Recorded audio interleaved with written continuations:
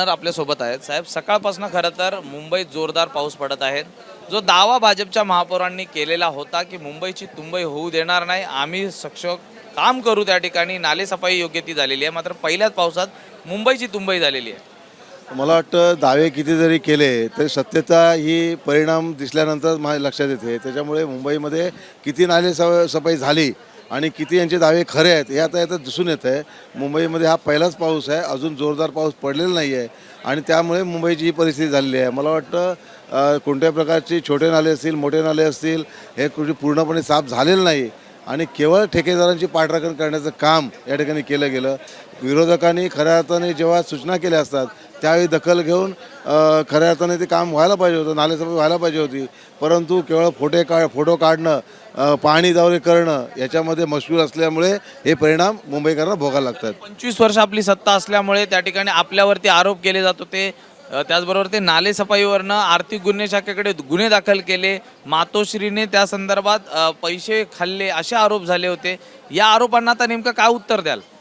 मला वाटतं 25 वर्षामध्ये मुंबई महानगरपालिका शिवसेनेच्या माध्यमातून काम करत होती आणि त्यामुळे मुंबईकरांची सेवासुविधा खऱ्या अर्थाने होत होती.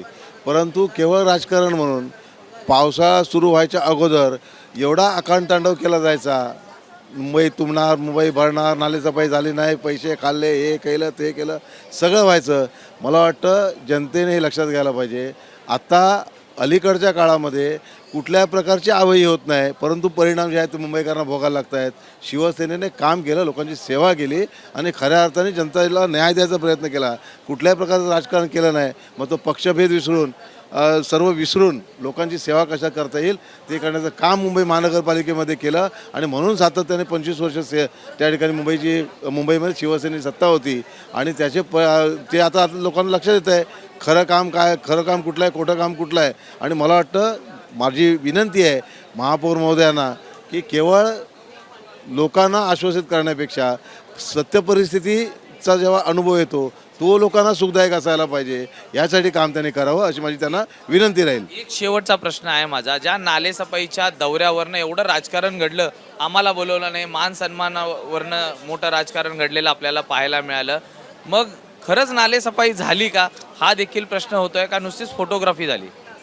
मला वाटतं मान सन्मान त्यापेक्षा मुंबईकरांची सेवा ही फार महत्त्वाची आहे. मला वाटतं की नालेसफाई झाली की नाही झाली ही याच्या अगोदर सूचना केल्या जात होत्या. आम्ही देखील केल्या, विरोधी पक्षांनी केल्या. सत्ताधाऱ्याने फक्त पाहणी दौरे करून फोटो छापले आणि त्याचे परिणाम आज मुंबईत तुंबलेली सत्य दिसते आणि हे त्यांनी आकलन त्याचं करावं अशी माझी विनंती आहे. सर, आमच्याशी बातचीत केल्याबद्दल. तर हे होते मुंबईचे आमदार वाहनर ज्यांनी